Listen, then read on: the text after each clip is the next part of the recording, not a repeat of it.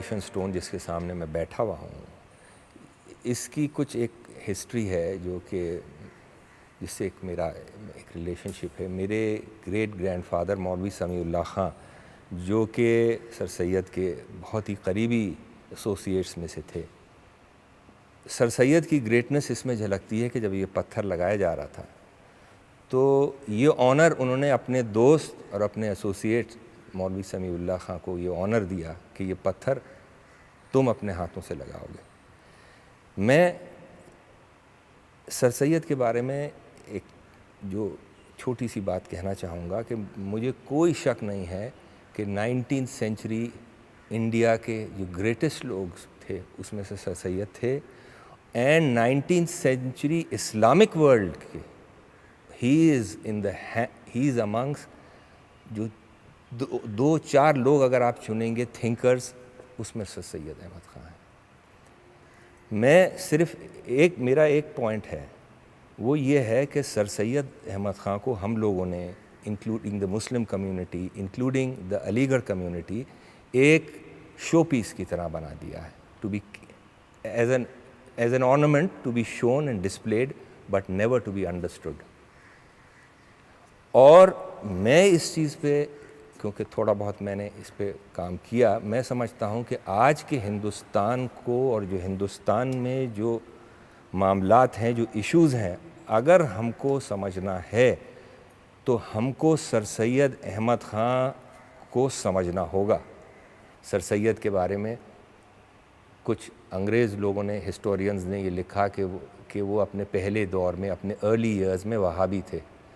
آج لفظ وہابی کے بڑے کنوٹیشنز ہیں، اس کے بہت سے مطلب ہیں دنیا میں جو ہو رہا ہے. تو میں اس چیز کو آپ کو بڑی کلیئر کر دوں کہ وہ ایک مسٹیک تھی جو برٹش ہسٹورینز نے کی. سر سید وہابی بالکل نہیں تھے. سر سید ولی اللہ ہی تھے، محمدیہ تھے، شاہ ولی اللہ کے فالوور تھے. وہی لائن آف تھاٹ ہے جو الٹیمیٹلی جا کے دیوبند موومنٹ میں ہوئی اور دیوبند موومنٹ سے انڈین فریڈم موومنٹ میں گئی. وہ اس سوچ کے ان کی سوچ تھی.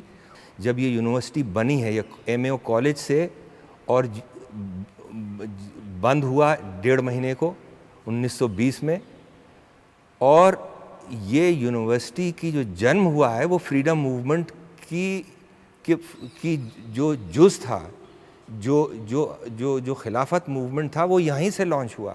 گاندھی جی نے خلافت موومنٹ ڈھیلا ہو رہا تھا بالکل. علی گڑھ آنے کے بعد جو گاندھی جی کو جو رسپانس ملا وہ پورے ہندوستان میں کہیں نہیں ملا تھا. یہ ہسٹری کی بات ہے. یہ یونیورسٹی ان کی ایک آواز پہ یہ ایم اے او کالج بند ہو گیا. انگریز مجبور ہو گئے، یہاں ریولٹ ہو رہا تھا، یونیورسٹی خالی کر دی گئی تھی. اس کے بعد یہ 2 مہینے کے بعد انگریزوں نے یہ فیصلہ کیا اور یہ یونیورسٹی کے نام سے M A O college was converted into the A M U within 2 months of that agitation. Hindustan میں 1857 میں کیا ہوا اس کے بارے میں صحیح معنوں میں کبھی ہم لوگوں نے کوشش ہی نہیں کی. ایک لمیٹڈ طریقے سے ہم 1857 کی ہسٹری کو پڑھتے آئے ہیں.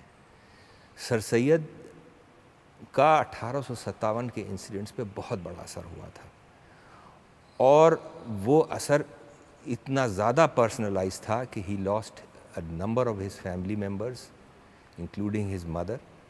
ان کی ماں اس کا شکار ہوئیں. ان کی سوچ پہ 1857 کا بہت بڑا اثر ہوا تھا. تو اگر ہم کو اس ہندوستان کو سمجھنا ہے تو ہم کو 1857 کو سمجھنا ہوگا. کون تھے وہ لوگ؟ ایسے لوگ جو کہ بھلا دیے گئے تاریخ میں. سر سید کی ہسٹری سے وہ لوگ جڑے ہوئے ہیں.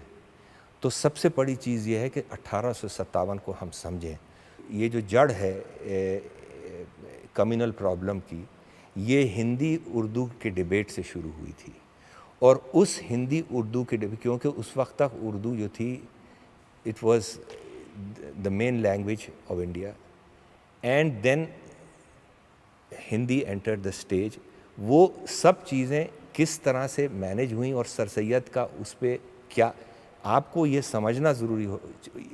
آپ اگر فلم بنا رہے ہیں تو ان کے دل پہ، دماغ پہ کیا وہ فیئرز تھے pertaining to the Muslim community, ان فیئرس کو, ان جذبات کو, ان کو آپ کو سامنے آنا ہوگا کہ ایک رات تھی بنارس میں کہ وہ رات بھر ٹہلتے رہے تھے, روتے رہے تھے.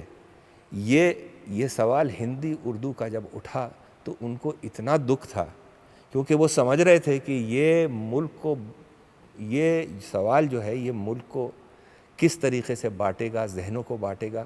وہ ان کی جو کشمکش تھی اس رات, بنارس کی جو رات تھی, اس کو آپ کو سمجھنا ہے. اور دوسری چیز میں یہ آپ سے بتاؤں کہ ان کے جو اس وقت کے جو ہندو انٹلیکچوئلس تھے, ان سے ان کی جو ریلیشن شپ تھی, اگر آپ اس کو سمجھیں گے, وہ خط, وہ خطوط, وہ لیٹرز, وہ لیکچرز جو انہوں نے اپنے ہندو دوستوں سے ایکسچینج کیے, ان خطوطوں کو, ان لیٹرز کو, ان ڈاکیومنٹس کو آپ اگر سامنے لائیں گے تو آپ اسی وقت آپ تبھی سمجھ پائیں گے کہ یہ اس وقت کی ہسٹری کیا تھی اور ان کی سوچ کیا تھی. وہ جو سپیچز ہیں, وہ جو لیٹرز ہیں, تو ایک نئی دشا ہم کو مل سکتی ہے. اور میں سمجھتا ہوں آپ کو اس چیز پہ فوکس کرنا چاہیے کہ دیش کی ایکتا کے لیے جو ان کے وچار تھے, یہ میرے حساب سے یہ چیز.